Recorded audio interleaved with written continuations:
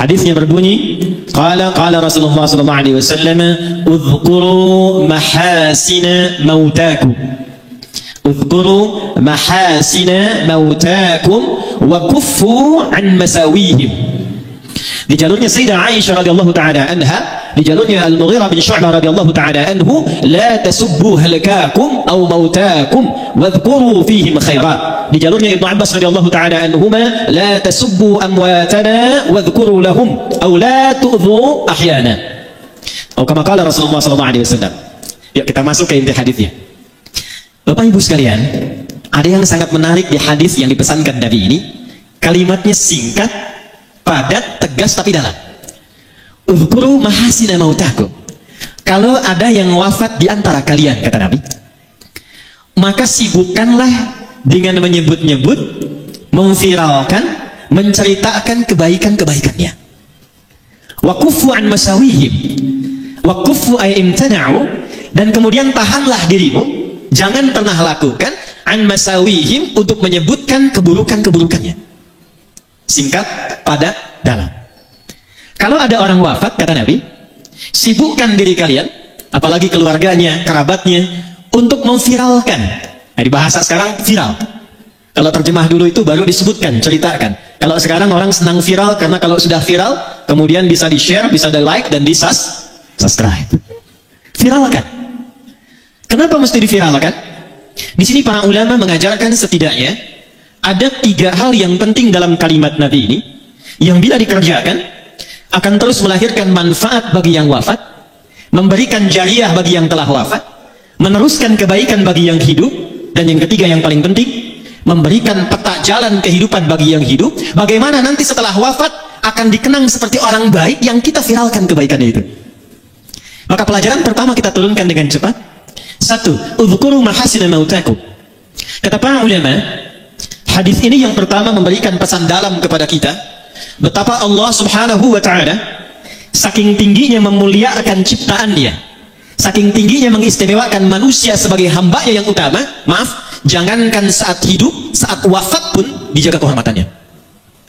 Jadi hanya dalam Islam yang manusia itu dituntun untuk memuliakan manusia lainnya, jangankan dalam hidup, saat wafatnya pun dijaga. Ini saya berikan satu rahasia ya, tapi ini diantara kita saja nih. Nanti saya akan nyambung ke almarhum nih.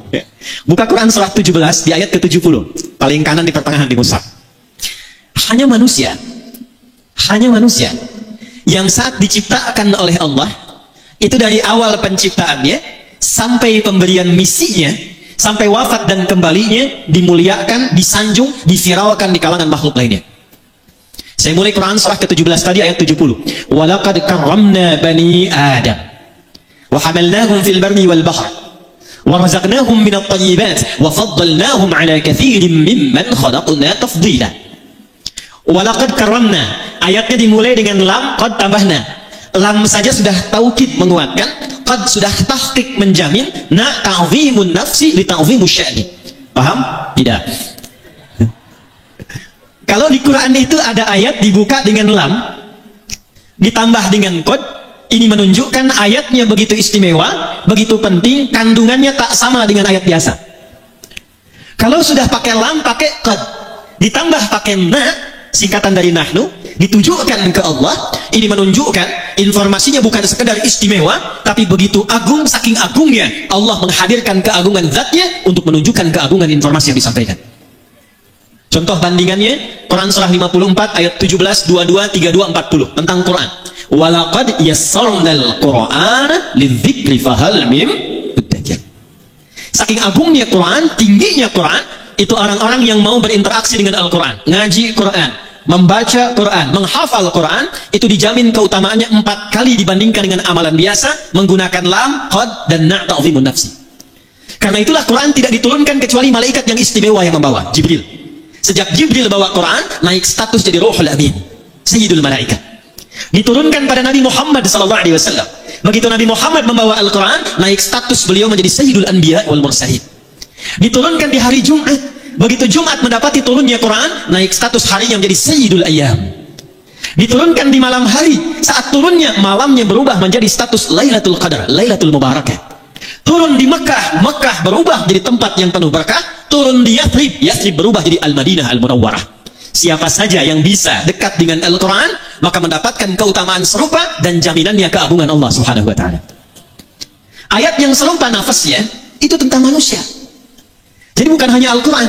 Saat Allah mencipta Adam, lalu diciptakan keturunannya Bani Adam, 7 kali disebutkan dalam Al-Quran, itu dibuka kalimat penciptaan dan penetapannya dengan lam, qad, dan nun. Nah, seperti halnya Allah membuka keagungan Al-Quran. Walaqad karramna Bani Adam. Allah menegaskan, hei, aku tidak menciptakan hambaku manusia ini dengan penciptaan biasa. Bersamaan dengan penciptaannya, aku muliakan, kata Allah, seluruh bagian penciptaannya. Jadi cuma satu makhluk Allah yang dicipta itu semuanya mulia, baik fisiknya, sampai sifatnya, sampai keadaan dirinya. Contoh Bapak Ibu, ini secara fisik, jin tidak disebutkan, malaikat tidak disebutkan, cuma manusia. Quran surah 95 di ayat yang keempat. Saking sempurnanya fisik manusia, itu dibuka dengan 3 risalah Nabi, Nabi Isa alaihissalam, Nabi Musa alaihissalam, Nabi Muhammad sallallahu alaihi wasallam. Wattini waz zaitun, risalah Nabi Isa alaihissalam. Wa turi sin, risalah Nabi Musa alaihissalam. Wa hadzal baladil, risalah Nabi Muhammad sallallahu alaihi wasallam. Untuk apa Allah bersumpah dengan 3 rasul unggul ini dan ditutup dengan Sayyidul Anbiya wal Mursalin? Untuk menegaskan, laqad khalaqnal insana fi, fisiknya manusia sempurna. Jadi dengan jin itu masih bagus kita Pak fisiknya. Dengan jin itu Bu masih bagus kita. Dengan malaikat yang dari cahaya, kalau ditampilkan itu masih utama fisik kita. Jadi dengan malaikat saja masih unggul, dengan jin unggul, apalagi dengan hewan. Ibu main ke kebun binatang di Medan, absen tuh dari monyet sampai singa. Bandingkan sama wajah ibu yang ada di cermin, jauh Bu. Jauh. Karena itu ketika disebutkan mulia, dinamakanlah dengan bashar. Disebutkan 35 kali dalam Al-Quran. Kita selalu ngaji Jumat tuh kalau nggak Yasin Al-Kahf. Ayat 110-nya, Qul innama ana basyarum mithlukum. Bashar itu bukan sekedar nama. Manusia yang dicipta dengan kulit halus dan baik. Karena itu nggak boleh di dalam Quran itu fisik sengaja dirubah. Nggak boleh. Quran surah keempat, An-Nisa, di ayat 118 sampai 119. La'anahullah. Setan dilaknat oleh Allah, kemudian dia berjanji. Di antara janjinya, saya akan bisikkan kepada manusia supaya merubah tampilan dirinya. Yang pesek pengen jadi mancung, rubah. Apalagi merubah jenis. Yang laki-laki pengen jadi perempuan. Kena razia, nama siapa? Nia, Pak. Nama siapa? Nia. Nama lengkap? Kurniadi. Tidak boleh. Dan dahsyatnya, itu fisik kita itu kenapa tidak boleh dirubah? Karena bersamaan dengan tampilan fisik ini, melekatlah takdir maslahat kita sampai wafat. Ini Pak Musa kalau nggak begini tampilannya, nggak bisa jadi wagub. Pak Rahmat kalau nggak begini, nggak mendapatkan keberkahan sampai saat ini. Saya kalau dirubah tampilan misalnya mirip-mirip Ustaz Abdul Somad, antum nggak kenal saya. Jadi kalau Allah sudah mencipta, itu yang terbaik yang Allah siapkan untuk kita. Maaf, saya agak cepat sedikit. Bu. Baik. Ini kepala sampai ujung kaki. Pelan-pelan. Allah mencipta kita dari ujung kepala sampai ujung. Nah, ini kepala sampai kaki bukan sekedar fisik biasa. Ini mulia. Saya ulangi. Kepala sampai kaki ini bukan sekedar fisik biasa, tapi mulia.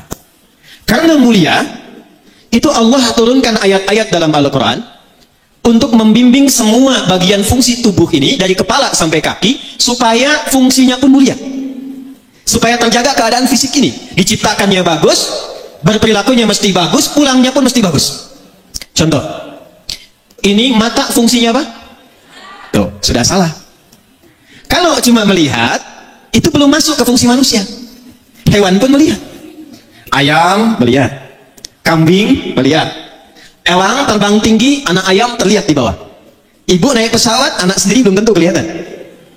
Karena itu ketika Allah menunjukkan fungsi mata, dijelaskan dalam Quran bukan hanya fungsinya secara fisik, tapi menunjukkan kemuliaannya. Turun Quran surah ke-24, ayat 30 untuk laki-laki, 31 untuk perempuan. Perhatikan ayatnya.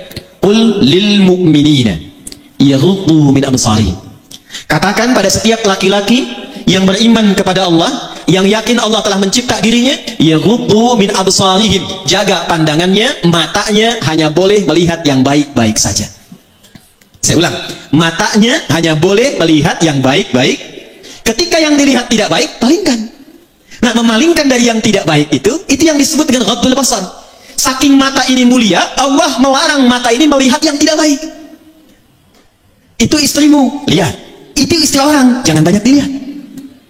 Ini proyek kamu, lihat. Itu proyek orang, jangan banyak kemudian berminat untuk diambil dengan cara yang tidak tepat. Ini pulang dari masjid nih, ini sandal kamu, itu sandal orang. Paham? Paham? Jadi sepanjang kita jadi manusia, kenapa dilarang untuk melihat yang tidak baik? Supaya menjaga kemuliaan penciptaan matanya. Dari mata turun ke? Oh, langsung ke hati aja, Bu. Ke lisan. Dari mata turun ke? Ke lisan, ke mulut. Apa fungsi mulut? Tuh. Bicara yang baik. Turunlah Quran surah ke-49 ayat ke-11 sampai 12. Perhatikan kalimatnya. Ya ayyuhalladzina amanu. Dipanggil pakai ya, disebutkan 361 kali dalam Al-Quran, memanggil yang dekat, menengah, dan jauh. Setelah itu ada ayyuha, disebutkan 150 kali dalam Al-Quran, ayyuhnya menguatkan, haknya mengingatkan, tanbih. Setelah itu ada alladzina, disebutkan 1080 kali dalam Al-Quran, itu memanggil semua tanpa kecuali. Yang besar, yang kecil, laki-laki, perempuan, tua, muda, punya jabatan, tak punya jabatan. Kata Allah, hei, semuanya tanpa kecuali. Yang tinggalnya dekat, yang menengah, yang jauh. Laki-laki, perempuan, sepanjang Anda merasa yakin dengan Allah yang telah mencipta lisan kita, la yasraku minkum. Jangan biasakan mencela. La yaghtab ba'dukum ba'dha. Jangan gibah. Jangan gosip. Kenapa dilarang melukai dengan celaan? Kenapa lisan tidak boleh merendahkan? Karena dijaga oleh Allah supaya lisan ini selalu tampil terhormat. Sebab ketika ada seseorang mencela, itu pasti keadaan dirinya rendah di hadapan Allah Subhanahu wa taala. Kalau nggak percaya, Bapak Ibu silahkan pulang dari sini, keluarkan kata-kata kotor, saat yang bersamaan rendah keadaan kita di hadapan Allah Subhanahu wa taala. Itulah sebabnya muncul hukum haram. Dari kata hormat, sesuatu yang terhormat. Jadi turunnya hukum haram ini asalnya bukan ingin mencegah kita dari satu perbuatan, bukan. Tapi ingin menjaga kehormatan kita karena Allah menciptakan kita dalam keadaan yang mulia. Satu. Ini penting dulu saya sampaikan, ini saya mohon maaf sebesar-besarnya sebelum saya masuk ke hal yang terkait dengan ayahanda kita Haji Hanif. Karena kita kehilangan bagian pertama ini. Quran minta saling menyayangi. Sekarang yang terjadi saling menyakiti. Buka berita, lihat sekarang baik yang online ataupun yang offline. Setiap kita buka berita, 85% beritanya kalau bukan pembegalan, bukan perampokan, bukan kemudian pembunuhan, maaf, yang satu mencela pada yang lainnya, yang satu melukai pada yang lainnya. Padahal yang kita ngaji Quran yang sama, nabinya nabi yang sama. Kenapa orang dahulu bisa menjaga dan mempraktekkan Quran itu untuk menampilkan kebaikan dirinya? Orang sekarang jauh dari petunjuk Quran dan hadis. Ini bagian pertama. Awas, hati-hati ya, hati-hati. Karena nanti ada orang yang saat akan masuk surga, ditimbang amalnya, kata Nabi, ternyata terhambat dia karena pernah melukai fisik baik dirinya ataupun orang lain. Yuk kita lihat. Cek hadis Muslim, riwayat sahabat Abu Hurairah radhiyallahu taala anhu. Saya agak cepat. Jadi satu kali Nabi sedang kumpul begini, tiba-tiba beliau tanya pada sahabatnya, atadrunal muflis? Tahukah kalian tentang orang yang bangkrut saat di hari kiamat nanti? Lalu sahabat rebutan menjawab. Kata mereka, ya Rasulullah, al-muflisu fina ma la dirham lahu wa la mata'. Orang bangkrut menurut kami yang sudah tidak punya uang spesial pun, tak ada aset sedikit pun. Secara teori dunia benar. Perhatikan jawab Nabi. Al-muflisu min ummati. Orang bangkrut yang mengaku umatku itu. Tolong garis bawah ya. Nabi tidak menyebutkan umatnya Nabi Isa, tidak menyebutkan umatnya Nabi Musa, tapi ada orang mengaku umatnya Nabi Muhammad sallallahu alaihi wasallam. Saya tanya yang hadirin di sini semua, kita umatnya Nabi bukan? Ulangi, kurang keras. Umatnya Nabi bukan? Perhatikan baik-baik, hati-hati. Ada di antara umat Nabi, ya'ti yaumal qiyamati, datang di hari kiamat, bisolatin. Solatnya rajin sekali. Jadi tercatat tulisan di kitabnya itu, rajin solat. Jangankan faradunya, sunnahnya pun dia buruk. Dia tahajud, dia solat sunnah, ada catatannya. Wasyamin, rajin puasa. Jangankan Ramadan, Senin datang dia puasa, Kamis datang dia puasa. Dia tak tunggu Senin Kamis, dia lakukan puasa Daud.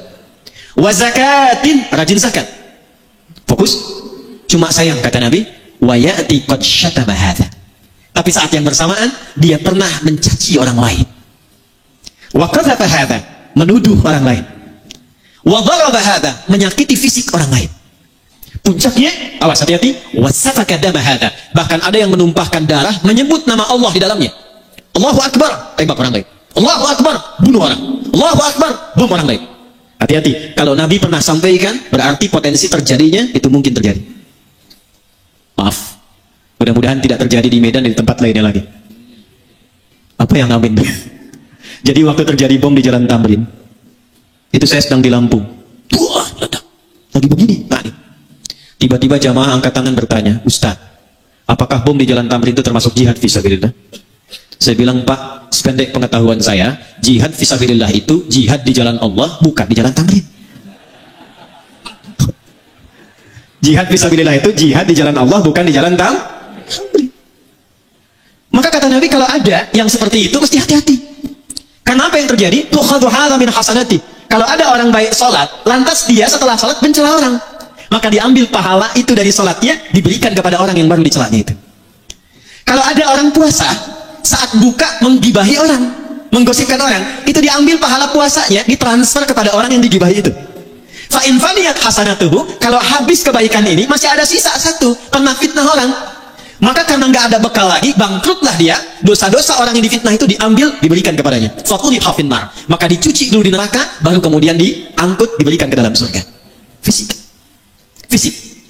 Awas, penting saya sampaikan karena sabda Nabi ini zaman sekarang kita mudah dapati. Betapa banyak orang cuma update status tapi isinya bisa melukai orang lain. Dan yang paling menarik, betapa banyak Nabi ngasih kemudahan untuk ibadah, tapi ketika dipraktekkan kok menjadi saling berselisih. Mudah-mudahan di sini tidak ya? Atau jangan-jangan tidak kelewat? Hah? Baik. Yang kunut ada dalilnya. Yang tidak kunut ada dalilnya. Yang salah itu yang tidak sholat subuh. Kenapa kemudian yang kunut dan tidak kunut jadi bermasalah? Saya pernah menangani satu kasus suami istri. Itu maaf, tidak saling tatap semalaman gara-gara persoalan turun dari i'tidal ke sujud. Suami pulang dari kantor, kena macet, tiba di rumah malam, gak sempat kemudian ke masjid. Sudah selesai. Nyampe di rumah, ambil wudhu sholat, begitu sholat istri lihat. Ternyata sujudnya itu turun dulu lututnya. Begitu lututnya turun, istri lihat. Begitu salam, assalamualaikum, assalamualaikum, selesai sholat, ini persoalannya Bu. Tanpa muqaddimah. Langsung istri komen pada suaminya, papa sholatnya salah katanya. Jiwa laki-laki bangkit. Yang pemimpin siapa? Apa ciri khas pemimpin itu? Ciri khas pemimpin bukan tegas. Ciri khas pemimpin tidak mau dipimpin. Hanya menerima usulan, jarang kemudian menerima saran. Istrinya berkata, ini kisah nyata, papa sholatnya salah. Memang kenapa mah?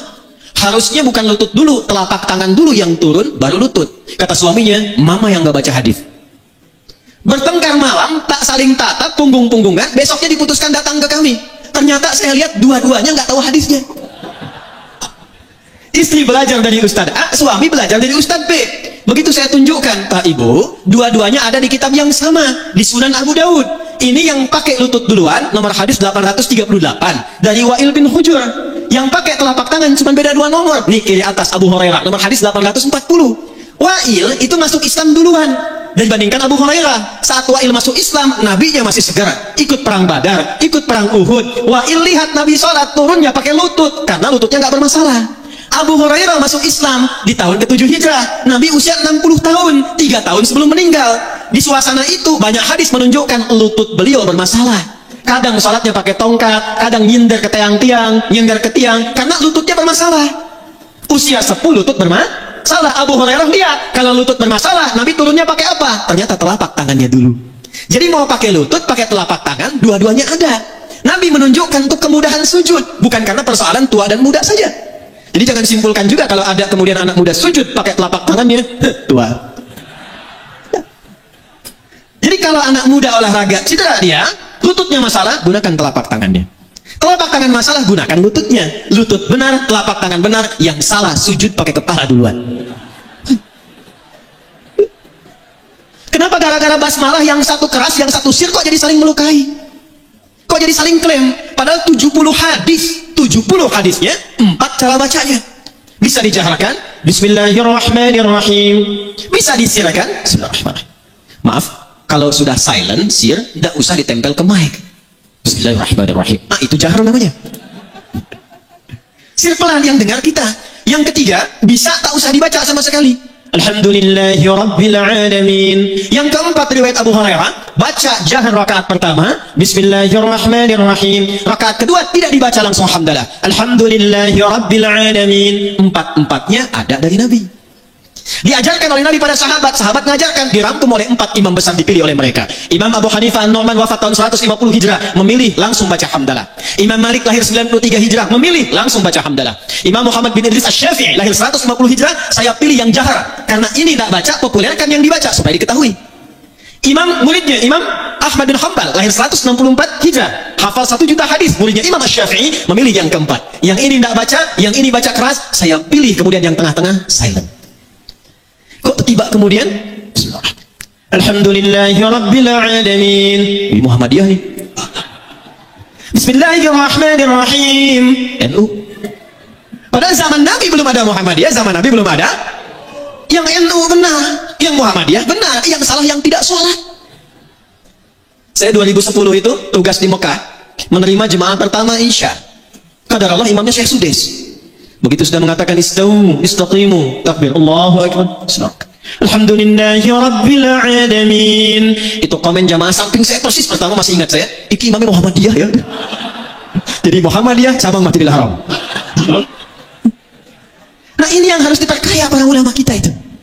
Muhammadiyah bagus, NU bagus, persaudarakan semuanya, Muhammadiyahnya, persisnya, dewan dakwahnya, ketemu di masjid yang sama, yang pimpin ini kunut, yang tidak kunut aminkan. Allahumma hdina fi man hadait, belakang amin.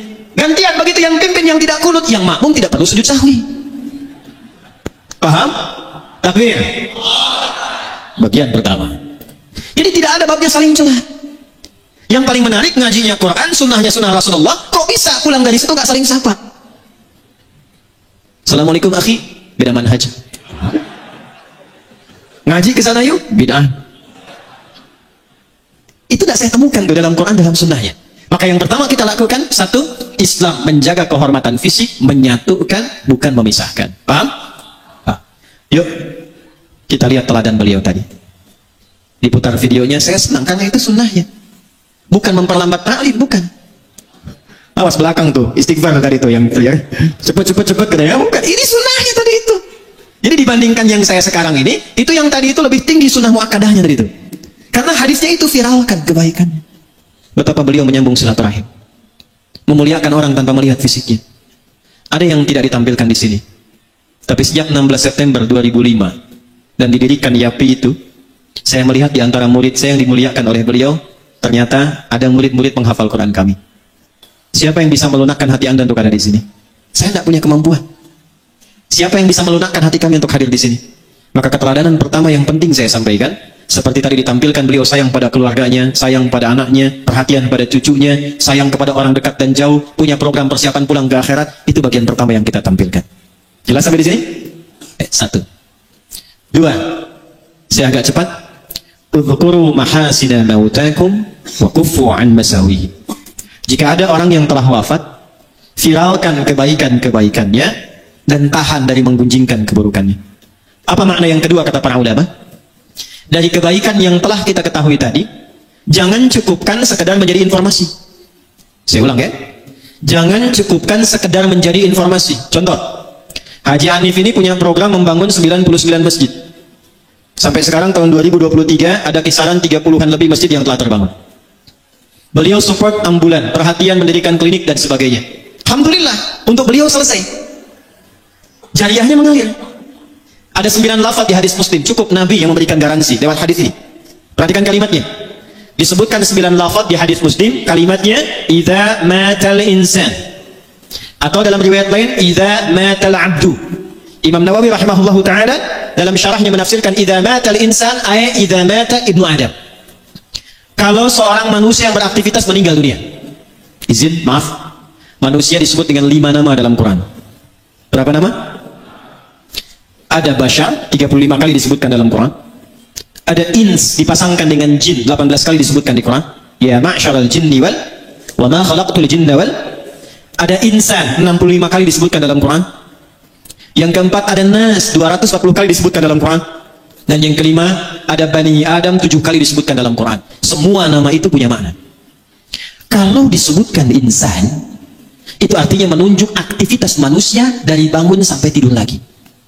Saya ulang ya. Kalau disebutkan insan, ya, iqra bismi rabbikal ladzi khalaqal ar-rahman 'allamal khalaqal. Kalau disebutkan al-insan, itu bukan sekedar menunjuk nama manusia, tapi menekankan totalitas aktivitasnya dari bangun tidur sampai tidur lagi.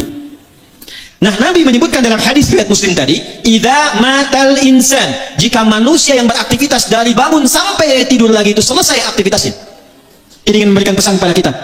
Anda sesibuk-sibuknya, sehebat-hebatnya, punya jabatan yang tinggi, harta yang banyak, ilmu yang luas, tetap kita akan wafat. Itu poinnya.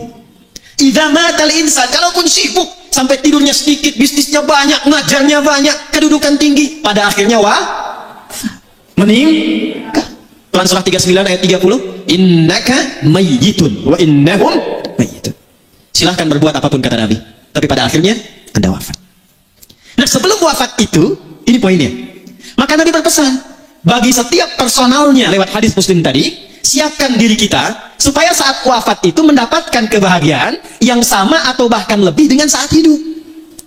Maaf, jangan sampai hidup rumahnya mewah, enak kerjanya, aktivitas nyaman, tapi begitu wafat kemudian suasana menjadi sempit dan gelap. Ukuran berapa di alam kubur itu? 2 kali 3? 3 kali 4? Ada yang 10 kali 15? Tidak ada ya? Baik, tapi perhatikan baik-baik. Ada orang-orang yang menyiapkan sebelum wafatnya, sehingga dijamin oleh Allah tempat kuburnya lebih luas dibandingkan dengan apa yang dia dapatkan di bumi. Saya lihat tadi lewat Raja Wali 28, luas sekali itu. Beberapa rumah luas sekali, lebar. Tapi ada orang masuk kubur, itu diberikan kenikmatan oleh Allah, tempatnya lebih luas dari tempat yang pernah dia tinggali di bumi. Nggak percaya nanti silahkan. Antum minta wasiat dikuburkan samping ulama yang dikenal soleh. Lihat nanti lapaknya tuh. Lihat tempatnya. Bagaimana kenikmatannya. Quran surah ketiga ayat 169 sampai 172. Saya agak cepat. Wala tahsabanna alladhina qutilu fi sabilillahi amwata bal ahya'un 'inda rabbihim yurzaqun farihina bima atahumullahu min fadli. Maaf keluarga besar Haji Hanif. Wa yastabshiruna billadhina lam yalhaqu bihim min khalfihim alla khaufun 'alaihim wa lahum yahzanun. Ada orang yang saat meninggal itu dibahagiakan oleh Allah, dilimpahkan kenikmatan tiada batas, sampai-sampai kalau dia mampu, kata Allah, dia ingin kabarkan kepada keluarga besarnya, kamu jangan banyak nangis, kamu jangan sedihkan aku. Nanti kan ini ayat, wa yastabshiruna billadzina lam yalhaqu bihim alla khaufun 'alaihim wa lahum yahzanun. Jangan khawatir tentang saya, jangan banyak menangisi saya. Kalau bisa, siapkan bekal supaya cepat nyusul ke sini. Di sini lebih enak dibandingkan dengan apa yang kamu rasakan sekarang. Itu Quran. Dilimpahkan, bahasa Qurannya dilimpahkan tanpa henti sampai tiada batas. Sampai tiada batas. Dan kalau mampu dia akan katakan cepat nyusul sini. Jangan banyak bersedih, jangan khawatir dengan kondisiku, di sini lebih enak. Siapa orang-orang ini? Adalah orang yang setidaknya menyiapkan 3 bekal sebelum wafatnya, dan disifati 3 bekal ini oleh Allah dalam Al-Quran dengan fi sabilillah. Wala tahsabanna alladhina qutilu fi sabilillah. Jangan Anda duka orang yang wafat yang mendedikasikan hidupnya untuk berjuang di jalan Allah. Nah, apa fi sabilillah ini? Ternyata bukan cuma ikut aksi militer saja, tidak. Banyak sekali ruangnya. 1, kata Nabi, idza matal insanu inqata'a sa'iru amali. Memang orang itu kalau sudah wafat terputus semua potensi pekerjaannya. Sudah. Nggak bisa sholat lagi, nggak bisa puasa lagi, nggak bisa kerja lagi. Tapi Masya Allah, ada 3 yang dia siapkan sebelum meninggal, dan 3-tiganya walaupun tak mampu dikerjakan lagi, pahalanya terus mengalir. Jadi kalau nanti ini mengalir, wujudnya berupa cahaya di alam kuburnya. Berupanya cahaya, nur. Ya, bentuknya diberikan cahaya. Lalu diberikan kenikmatan oleh Allah berlimpah, dicukupkan semuanya, nikmat. Apa 3 ini? 1, dia menyiapkan sebelum pulangnya amalan utama yang melahirkan transfer pahala, disebut dengan sedekah jariyah. Saya ulangi, namanya sedekah jariyah. Ini rumus cepatnya buat kita yang hidup nih. Ini beliau sudah mengajarkan tadi lewat tayangan yang kita lihat. Jadi sedekah itu ada 2. Saya ulangi, sedekah ada berapa? 2. Semua kegiatan baik kita itu disebut sedekah namanya. Salat itu sedekah. Zakat itu sedekah. Di Quran zakat disebut sedekah. Khudz min amwalihim sedekah. Dikeluarkan disebut sedekah. Innamas shadaqatu lil fuqara. Sedekah. Nah, sedekah jenisnya 2. 1 yang disebut sedekah tsabitah. Amalan tetap selesai saat hidup, pahala nggak ngalir saat wafat. Contoh, kita sholat sehari berapa? 5 kali yang fardu. Setelah meninggal kan tak sholat lagi. Nah, yang mengalir pahalanya itu yang kita kerjakan saat hidup. Selesai meninggal, nggak dapat transfer pahala lagi dari sholat kita. Selesai. Itu namanya sedekah tsabitah. Tapi kalau Anda siapkan karpet untuk masjid, saya mau titip 1 keran untuk orang wudhu, saya mau titip genteng 1 saja untuk yang di masjid, saya mau titip 1 mushaf untuk dibacakan oleh anak-anak penghafal Quran, kemampuan cuma 1, bekal cuma 50.000, saya belikan mushaf, saya simpan di masjid Al-Musannif bisa. Allahu Akbar, wafat orangnya, dibaca mushafnya oleh 1 jamaah yang hadir di masjid itu. Begitu dibacakan 1 huruf saja, Nun, berlakulah hadis At-Tirmidzi nomor hadis 2910. Man qara'a harfan min kitabillahi falahu asyru hasanat. Siapa yang baca 1 huruf dari Al-Quran, orang yang baca dapat langsung pemberian dari Allah 10 kebaikan. 1 huruf ini. 10 ini jangan dihitung begini. 1, 2, 3, 4 itu sedikit. 10 itu di hadis Muslim, analoginya sama dengan ke masjid dapat 25. Jarak 1 ke 2-nya 500 tahun. 2 ke 3 500 tahun. 3 ke 4 500 tahun. Ditampakkannya nanti saat sakaratul maut. Di pahala itu 10 yang disebut pahala ajrun, tampaknya saat sakaratul maut. Ditampakkan oleh Allah sehingga dia senang. Saat senang itulah dia dalam keadaan tenang dicabut nyawanya sehingga dipanggil dalam keadaan yang tenang. Quran surah 89 ayat 27 sampai 30. Ya ayyatuhan nafsul. Kenapa mutmainnah? Karena tenang diperlihatkan bagian pahalanya. Dibacakan 10 dapat. Tapi hadisnya belum selesai. Hadis Muslim, man dalla ala khairin falahu ajruhu mithla addi fa'ilihi min ghairi an yankusa min addi syai'. Itu mushaf punya siapa yang dibaca tadi? Apakah punya jamaah yang baca? Ataukah ada orang lain yang nyimpan dibaca oleh yang baca? Ternyata mushafnya titipan dari si fulan, maka yang menitipkan mushaf itu, yang mewakafkan disimpan di masjid, dapat transferan pahala yang sama dengan yang baca. Yang baca 10, yang nyimpan mushaf 10. Coba lihat almarhum. Bukan cuma mushafnya, berapa penghafal Quran yang diberikan perhatian oleh beliau? Berapa banyak masjid yang telah dibangunkan? Berapa kali orang rukuk dan sujud di masjid itu? Berapa banyak orang wudu mendapatkan bagian dari keberkahannya? Pertanyaan terbesar saya pertama, maaf izin keluarga besar. Dari anggota keluarga yang hadir saat ini, berapa di antara yang berminat meneruskan keteladanan itu? Karena contoh pertamanya bagian keluarganya. Saya berikan kabar gembira untuk keluarga. Ini bukan ngarang-ngarang, kami belajar tafsir, belajar Quran. Jika ada anak meneruskan kesolehan orang tua, itu 1 keluarga besar. 16 keluarga besar beliau, istri beliau yang mulia, Hajah Syarifah, keluarga besar beliau, anak-anaknya, sampai cucunya. Kalau benar diteruskan, itu surga yang Allah janjikan, bukan surga biasa. Turun Quran surah 13 Ar-Ra'd ayat 23 sampai 24, dari 8 pintu surga. Surga itu ada 8 pintunya, tengah-tengahnya tamannya, namanya Aden. Yang tertinggi Firdaus. Kalau ada anak meneruskan kebaikan orang tuanya, maka saat masuk surga itu anaknya dipanggil untuk menggandeng kedua orang tuanya. Lewat tengahnya taman indah surganya. Saya bacakan ayatnya. Jannatu adni yadkhulunaha. Ada 1 keluarga besar dipanggil oleh Allah, bukan 1 2, semua keluarganya. Jadi kalau normal hisab itu kan, fulan, Adi Hidayat datang, Lutfi datang, Andre datang, Andi datang. Ini tidak. 1 keluarga besar, Anif hambaku datang. Siapa mereka ini? Wa man salaha min abaihim. Anaknya pertama disebut, anaknya. Gandeng bapak ibumu yang soleh itu, yang telah kemudian menanamkan legasi amal yang kau teruskan. Minta diganti. Ini Allah yang firmankan. Kalau ayah memulai, itu wajar. Tapi kalau anak cucu mengikuti, itu tidak mudah. Tidak mudah. Makanya nasihat para nabi, itu sebelum meninggal, yang dikumpulkan anak-anak itu, bukan persoalan warisan harta, tapi meneruskan kebaikan yang telah kemudian dikerjakan orang tuanya. Quran surah kedua Al-Baqarah, di ayat 133. Lihat kalimatnya. Am kuntum syuhada'a, idh hadara Ya'qub al-maut, idh qala libanihi ma ta'buduna min ba'di. Pernah enggak Anda dengar kisah viral tentang Nabi Ya'qub? Bukan cuma punya anak Yusuf, punya anak 12, ada Benyamin, ada Yahuda dan sebagainya. Bukan itu. Sebelum wafatnya dikumpulkan anak-anaknya, ditanya, kalau bapak meninggal, kalian bagaimana amalnya? Apa jawab mereka? Qalu na'budu. Ya bapak, jangan khawatir. Setelah ayah Anda meninggal, tanamkan dalam hati bapak yang dalam, kami tidak akan pernah keluar dan menyimpang dari nasihat-nasihat ayah untuk meneruskan amal-amal kebaikan ayah.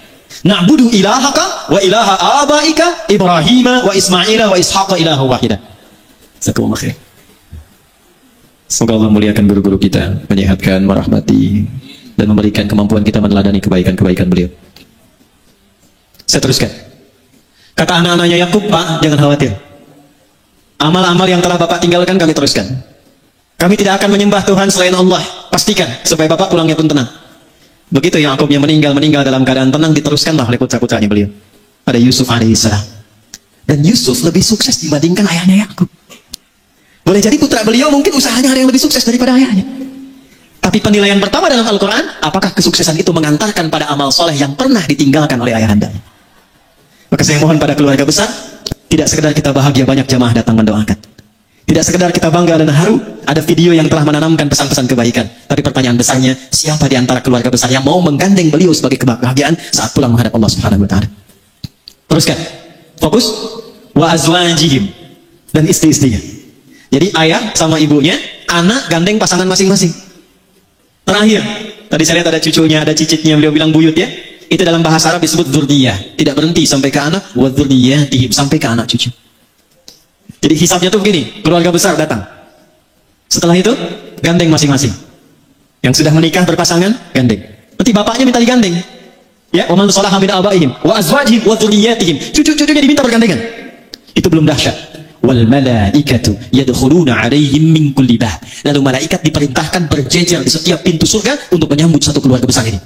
Fokus, salamun 'alaikum bima sabaratum fa ni'ma 'uqbad dar. Fokus baik-baik, selamat kata para malaikat. Jadi setiap lewat pintu surga, selamat. Lewat pintu surga, selamat. Apa jawaban selamatnya? Izin.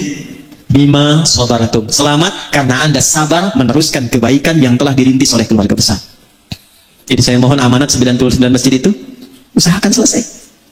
Anak-anak yatim yang beliau rawat, teruskan. Tolong punya database-nya tuh. Ya, majlis-majlis ilmu, klinik yang beliau pesannya apa tuh dari situ. Teruskan. Nah, kita yang hadir, bagian dari keluarga jauh dari keluarga Haji Anif ini, kita siapkan rencana. Ingin seperti itu. Ya, jadi bukan sekedar dengan informasi dari sekian banyak kebaikan, yang tidak usah semuanya. Apa yang bisa kita lakukan dari situ? Alhamdulillah, beliau yang bangun masjidnya, saya besok ingin titipkan mushaf di dalamnya. Ya, begitu dibacakan, nun, cuma satu memang hurufnya, tapi 10 kebaikan pahalanya. Kalau Anda titipkan pada penghafal Quran. Haji Anif merawat penghafal Quran yang sangat banyak, diantaranya yatim piatu. Ayo kita belajar dari situ. Pulang dari sini, jangan lihat anak orang dulu. Anak kita di rumah siapkan jadi penghafal Quran. Supaya gandeng kebaikan. Jelas? 2. 3 bagian terakhir. Ini poin yang sangat penting sebelum kita berdoa untuk jeda ke Jumat. Ini Sayyidul Ayyam. Saya ulangi dari yang pertama supaya kita nggak lupa. Jaga fisik kita. Dengan saling menjaga diri dalam kebaikan dan berinteraksi secara sosial dengan nilai-nilai kemuliaan. Jangan isi kehidupan kita disibukkan dengan berbuat maksiat. Termasuk maaf memutus silaturahim, saling mencela, saling merendahkan. Contoh beliau yang telah meninggalkan kita dengan amalan yang tadi disampaikan. 1. 2. Tidak ditampilkan amalan soleh orang wafat itu kecuali untuk diteruskan oleh keluarganya atau diteladani oleh orang-orang yang mengetahuinya. Izin, tadi saya baru sebutkan 1, sedekah jariyah. Jadi ini setiap yang sholat nanti Jumat nih sekarang taklim, beliau tinggal terima aja tuh. Tinggal terima, Masya Allah. Nanti lihatnya saat masuk ke alam kubur. Ya, saat masuk baru dirasakan. 2. Ilmin yuntafa'u bihi. Ada ilmu yang pernah diajarkan, itu diteruskan. Saya mohon izin tidak bermaksud mengajari, tapi hanya mengingatkan anak-anak beliau dan cucunya. Saya yakin selama hidup itu pasti ada petuah-petuah beliau yang baik. Teruskan. Ajarkan lagi. Beliau mungkin pernah mengajarkan jangan tinggal sholat. Beliau mungkin pernah mengajarkan bersabar ketika menjalani usaha. Berbuat yang jujur, itu ilmu. Ya, jadi mohon maaf nih, izin cucunya, anaknya, kalau ada bawaan malas sholat, ingat beliau rahimahullah. Ingat buyut, ingat ayah. Karena cahaya nggak sampai. Di Mesir, ada orang soleh, kisah nyata. Begitu beliau meninggal, maaf, anak perempuannya jadi penari. Penari yang terbuka, saya tak perlu sebut lah. Itu malam satu kali, bermimpi bertemu ayahnya. Makam ayah ini sepi katanya, gelap. Ayah tidak mendidik engkau untuk jadi seperti ini. Maka dia bangun kaget, dia menangis, dia bertobat, dia konsultasi pada seorang ulama, kekinian dia berubah menjadi perempuan yang sangat saleh. Beliau amalnya sudah banyak. Tapi kalau ada anaknya, ada cucunya, ada godaan-godaan, mau tertinggal sholat nih, cahaya belum mengalir. Keterangan belum tiba. Ilmin yuntafa'u bihi. 3. Ini spesifik, waladin salihin yad'u lahu. Waladin salihin yad'u lahu. Anak-anak soleh yang dididik oleh beliau yang membiasakan berdoa untuk kedua orang tuanya, baik yang hidup ataupun yang telah wafat. Jadi mohon izin ya, setelah sholat sertakan doa. Dan bukan setelah sholat saja, setiap amal baik. Selesai ngaji nih, walam yakul lahu kufuwan ahad, jangan berhenti doa. Ini ada doa khusus hari Jumat saya ajarkan ya. Mohon izin nih, ada doa khusus dibacanya tiap hari Jumat. Ini saya talkinkan sedikit. Kalau dibaca dengan baik, hadisnya tersambung. Insya Allah Allah cukupkan rezekinya. Allah jaga dari perbuatan maksiat dan diberikan yang paling utama dari kegiatannya. Jadi kalau kerja dikasih jabatan yang utama. Kalau ilmu yang utama yang mudah diamalkan. Allahumma ikfina bihalalika an haramik. Allahumma ikfina bihalalika an haramik wa aghnina bita'atika an ma'siyatik wa bifadlika amman siwak. Nah, itu biasakan di hari Jumat ya, dibacanya boleh yang laki-laki itu saat jeda di antara dua khutbah, yang perempuan itu semua Jumat itu afdal. Yang perempuan biasanya Sayyidah Fatimah radhiyallahu taala anha itu punya waktu khusus dan punya asisten untuk melihat kondisi matahari hanya Jumat saja, ba'da asar menjelang maghrib. Jadi kalau sudah tiba matahari itu mau ke barat, itu asisten Sayyidah Fatimah mengatakan halal waqt, halal waqt. Kata Sayyidah Fatimah, hahya waqtuha, hahya waqtuha. Waktu mustajab itu dari mulai malam ke pagi, khususnya sa'atan. Waktu sejenak di antara dua khutbah, puncaknya menjelang maghrib. Bacakan 3 bagian itu, dan itu bersanad. Itu kan? Sanad. Yang terakhir, yang ketiga. Saya ulangi, yang terakhir, yang ketiga. Setelah mendapatkan bagian-bagian tadi, istiqamah, pilih satu, siapkan bekal kita untuk pulang. Tadi kan sudah banyak beliau Haji Hanif rahimahullah ta'ala. Masjid ada, yatim ada, klinik ada, susah banyak nirunya. Nah setelah paham yang banyak tadi, oleh kita keluarkan satu untuk kita, yang cocok apa? Nggak harus ikuti banyak, yang cocok apa? Apa dasar hadisnya? Singkat, hadisnya saya. Nabi duduk dengan sahabat, lalu menyampaikan, nanti di hari kiamat, di antara kalian ada yang dipanggil oleh pintu-pintu surga. Kata Nabi, ada yang dipanggil dari pintu Ar-Rayyan. Ya, maka nada munadin, penjaga pintu Ar-Rayyan manggil, aina shaimun, aina shaimun, mana yang biasa di dunianya puasa, mana yang biasa puasa. Maka nanti refleks amalan puasa itu menggerakkan tubuh bangkit. Nggak bisa antum asal bangun, saya tidak. Karena mulut dikunci. Al-yauma nakhtimu ala afwahihim wa tukallimuna aydihim wa tashhadu arjuluhum. Itu yang menggerakkan tubuh bangun, itu amal kita. Kalau nggak biasa puasa, nggak bisa bangun. Tapi kalau biasa puasa, amalan puasanya mendorong tubuhnya bangkit, langsung dia pergi ke tempat itu. Fa idza dakhaluhu ughliqa. Kalau masuk semua, tutup langsung. Nggak bisa ngintip. Itu pintunya Ar-Rayyan yang biasa puasa. Ada pintu namanya babut tahajud. Memang tidak rajin puasa, tapi dia tunggangi satu amalan, saya pengen tahajud. Maka nanti dipanggil lewat pintu namanya pintu tahajud, babut tahajud. Ada pintu namanya babut sedekah. Pilih 8 amalan pokok, pilih salah satu, tunggangi itu sebelum kita pulang menghadap Allah Subhanahu wa taala. Itu rumusnya. Abu Bakar tanya, "Ya Rasulullah, apakah ada nanti di surga yang dipanggil oleh semua pintu itu?" Jadi begitu dihisab, itu baru hisab dimulai, pintu semua manggil. Mana fulan, mana fulan, mana fulan, bukan umum lagi. Ya. Mana si fulan, semua pintu manggil. Kata Nabi, ya akan ada, dan aku berharap engkau termasuk bagian dari orang yang dipanggil semua pintu surga itu. Saya mau tanya sebentar sebelum menutup. Kalau Nabi mendoakan itu pasti tidak? Diijabah tidak? Perhatikan, Abu Bakar As-Siddiq sekalipun sudah mendapat doa Nabi, beliau tidak berhenti dengan senyuman. Alhamdulillah, qabul. Tidak. Apa yang dilakukan beliau? Besoknya Nabi keliling, Nabi kumpulkan sahabat, Nabi tanya, siapa hari ini yang sudah jamaah? Semua angkat tangan. Jadi semua sahabat Nabi itu yang sangat baik, amalnya banyak, dekat dengan Nabi, di dunia hidup dengan Nabi, melihat Nabi, beramal membersamai Nabi, di alam kuburnya jaminan bagus, di akhirat surganya tinggi, itu masih jamaah ke masjid. Ada orang, bukan di sini ya, bukan sahabat Nabi, belum jelas amalannya, tidak membersamai Nabi di dunia, terancam dengan alam kuburnya, surga belum jelas. Rumah dekat masjid, speaker masjid menghadap ke rumahnya, masih belum tergerak untuk ke masjid. Tapi kalau ditanya cita-citanya surga Firdaus bersama Nabi. Siapa yang sudah jamaah hari ini? Semua angkat tangan. Nabi naikkan levelnya. Maaf, siapa yang sudah jenguk orang sakit hari ini? Sebagian turun, yang sebagian angkat. Di antara yang angkat Abu Bakar. Siapa yang sudah mengantarkan jenazah hari ini? Sebagian turun lagi, Abu Bakar angkat. Siapa yang menyolatkan jenazah hari ini? Sebagian turun lagi, Abu Bakar angkat. Siapa yang infak hari ini? Sebagian turun, Abu Bakar angkat. Jadi rupanya begitu mendapatkan konfirmasi di lisan Nabi yang mulia, ada orang dipanggil dari semua pintu surga itu, beliau keluarkan kurikulum amalnya jadi catatan. Setiap hari keliling untuk mengamalkan catatan itu. Abu Bakar Siddiq. Dipeganglah tangan beliau oleh Nabi SAW, dikatakan, hadza akhi, Abu Bakar ini saudaraku. Faman adahu faqad adani. Siapa yang menyakiti Abu Bakar, dia telah menyakiti aku. Saya tanya pada antum, Haji Hanif ini amalnya udah banyak. Insya Allah kita berdoa husnul khatimah, ya, tandanya banyak, ya, kemuliaannya sudah banyak, diviralkan terus. Kebanggaan bukan hanya untuk keluarga, orang-orang dekat, orang jauhnya. Saya baca, izin saya baca, Pak. Tadi saya menyebutkan itu karena saya di jalan pengen tahu baca. Saya hafal anak-anak beliau tadi. Saya tanya Pak Musa itu untuk konfirmasi saja. Beliau nomor 8, saya tahu. Ya, saya hafal.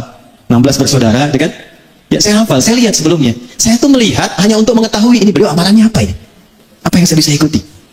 Ternyata saya temukan di antara murid saya pun diapresiasi oleh beliau. Kami punya angkatan pertama ahli Quran, angkatan pertamanya 14.000 orang. Di antara 14.000 orang itu ada yang diapresiasi beliau, diperhatikan beliau. Mungkin keluarga belum tahu. Luar biasa. Amalnya sudah banyak. Tapi yang jadi pertanyaan untuk kita, kembali ke hadis tadi. Apa yang sudah kita niatkan untuk hadir saat ini? Jangan sampai cuma datang, duduk, lihat ustadz, rekam, pulang. Sayang. Rekaman itu harus membawa nilai yang memberatkan amal soleh kita saat pulang menghadap Allah Subhanahu wa Ta'ala. Ya? Dan terakhir, saya tidak menginginkan keluarga Haji Hanif saja yang serombongan masuk. Karena ada ayat lain di Quran surah 39, ayat 73, bukan hanya satu keluarga, tapi ternyata tetangganya, kerabatnya, jamaahnya ikut semua gabung. Surah Az-Zumar, surah 39 ayat 73, menutup bagian dari haul kedua. Allah yarham ayahanda Haji Musannif atau Haji Hanif rahimahullah ta'ala. Wasiqal ladzina taqaw rabbahum ilal jannati zumara. Adakah di antara anda, kata Allah, yang ingin termasuk dalam golongan orang-orang takwa yang dikumpulkan oleh Allah, lintas keluarga, lintas tetangga, masuk semua rombongan satu surga?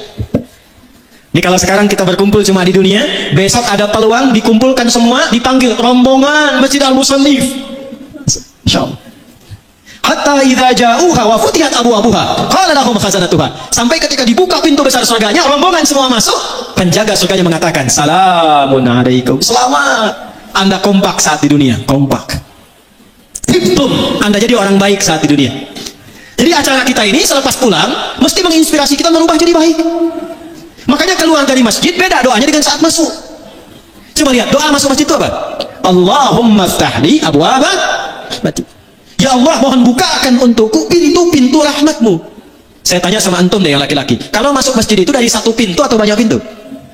Banyak, masuk sini keluar lagi, masuk sana keluar lagi gitu. Walaupun pintunya banyak, pasti masuknya di satu arah kan? Satu pintu kan? Pintu itu kalau satu babun, kalau banyak abwabun. Kok bisa masuk satu pintu, minta doanya banyak pintu? Allahumma ftahli abwaba rahmatik.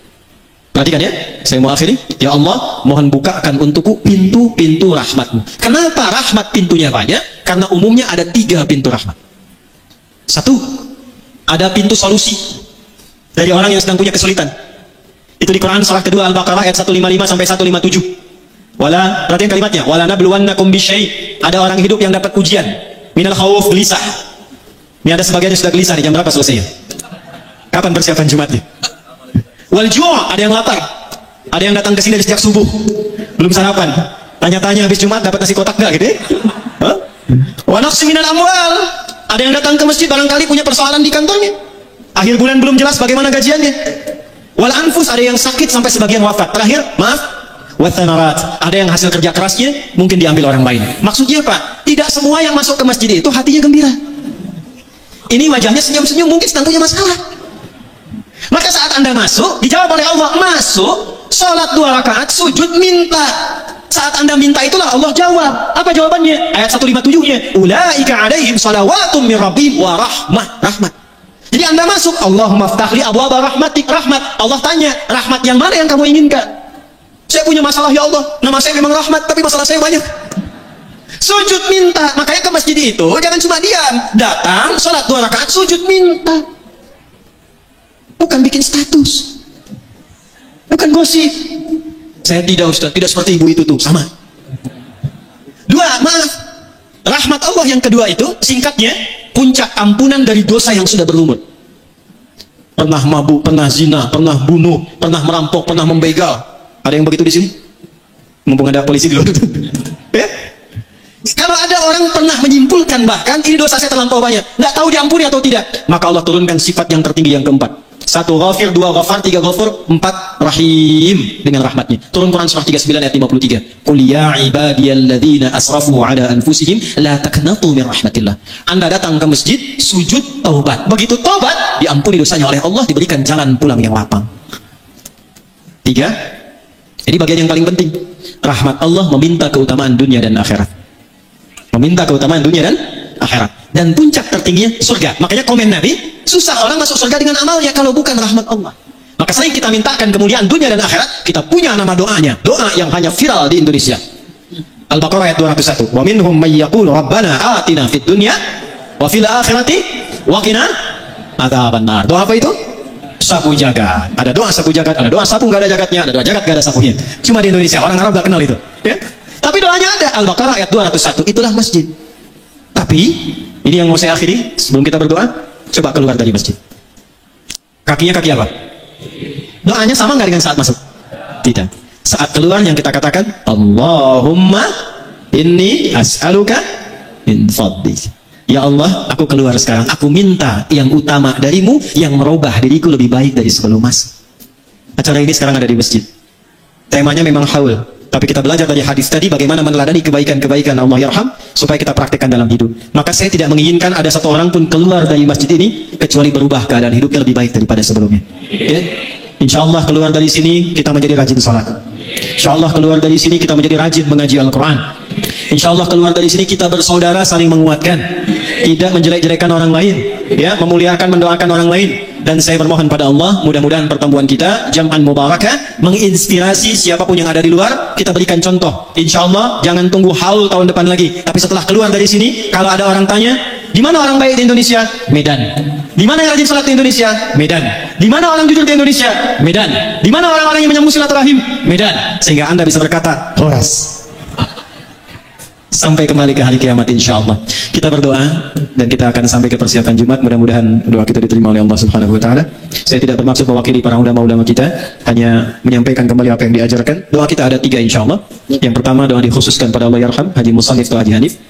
Kemudian yang kedua kita khususkan untuk keluarga-keluarga beliau, baik istri beliau, kerabatnya, anak-anak beliau, dan keturunan beliau. Dan yang ketiga untuk kita semua yang hadir, mudah-mudahan jauh ataupun dekat mendapatkan kemuliaan-kemuliaan dan keberkahan Allah Subhanahu wa taala. أعوذ بالله من الشيطان الرجيم بسم الله الرحمن الرحيم الحمد لله رب العالمين اللهم نحمدك حمدا كما علمتنا أن نحمدك ونشكرك شكرا كما علمتنا أن نشكرك أنت المقدم وأنت المؤخر بيدك الخير إنك على كل شيء قدير اللهم صل وسلم على حبيبك الكريم رسولك المصطفى الأمين سيدنا محمد وعلى آله وصحبه أجمعين اللهم إنا نخصك يا الله بدعائك بأسمائك الحسنى وصفاتك العلى اللهم يا الرحمن الرحيم الملك القدوس الذي على كل شيء قدير بيدك الخير فإن كل عسير بيدك يسير اللهم نخصك بدعاء يا الله بأبينا وجدنا يا الله وأخينا هادي مصنف اللهم اغفر له يا الله وارحمه وزد له نورا في قبره ya Allah kami khususkan doa bermohon pada ayahanda kami ya Allah, kakek bagi cucu-cucunya, buyut bagi cicitnya, ayah ya Allah bagi anak-anaknya, suami bagi istri tercintanya ya Allah, lapangkan kubur beliau ya Arhamar Rahimin, anugerahkan ya Allah limpahan cahaya-cahaya kebaikan bagi beliau ya Rabbal Alamin, berikan jariah terbaik pada semua amal soleh yang telah beliau kumpulkan ya Rabbal Alamin, jadikan kuburnya ya Allah sebagai bagian dari pancaran dan percikan kenikmatan surga. Allahumma ya Rabbal Alamin barik ala ailatihi ya Rabbal Alamin min auladihi wa hufadihi wa qribaihi ya Rabbal Alamin ya Allah, sebagaimana engkau berikan nilai kebaikan pada Haji Musannif selama hidupnya sampai wafatnya, maka percikan kebaikan itu kepada seluruh keluarga besarnya, saudara-saudarinya ya Allah, istri tercintanya, anak-anaknya, cucunya. Allahumma barik ya Allah hadina ailah, berkahi keluarga ini ya Rabbal Alamin, yassir lahum kulla amalihim ya Allah, wardah kama tuhibbu wa tardah ya Allah, anugerahkan kemudahan dalam aktivitas mereka, berikan ridhamu pada semua aktivitas mereka, cintai mereka dalam kebaikan dan jauhkan mereka dari kemaksiatan yang dapat menjauhkan mereka dari pertemuan dengan orang tua mereka. Allahumma ya Allah kama karamta wa barakta li hadhihi al-ailah wa ya Allah fabarik lana jami'an jam'an mubarakah, ij'al jam'ana hadha jam'an marhuma wa tafarruqana min ba'dihi tafarruqan ma'suma. Ya Allah, seperti engkau limpahkan kebaikan kemuliaan pada keluarga besar Haji Hanif dalam hidupnya atau setelah wafatnya, maka berikan kebaikan yang sama kepada kami hadirin pada saat ini ya Rabbal Alamin. Berkahi kehidupan kami ya Allah, jadikan pertemuan kami pertemuan yang saling mencintai. Bila pun kami masih berpisah, jadikan perpisahan kami mengeratkan silaturahim dan kebaikan di antara kami. La tada'lana fi maqamina hadza dhanban illa ghafartah. Ya Allah, bila ada pendosa hadir di sekitaran masjid ini, jangan biarkan ia pulang kecuali kau ampuni seluruh dosa-dosanya. Wala hamman illa farajtah, jika ada yang datang di antara kami membawa kegelisahan, jangan biarkan ia pulang kecuali engkau telah tenangkan keadaan hatinya. Allahumma wala asran illa yasartah, jika ada di antara kami yang datang membawa kesulitan, jangan biarkan ia pulang kecuali engkau telah tenangkan keadaan hatinya dan hilangkan seluruh kesulitannya. Allahumma wala maridan illa syafaitah, jika ada di antara kami yang tengah kau jadikan penyakit seberat apapun, maka mohon angkat dan sembuhkan seluruh penyakitnya. Allahumma ya Rabbal Alamin, Rabbana atina fid dunya hasanah wa fil akhirati hasanah wa qina adzabannar.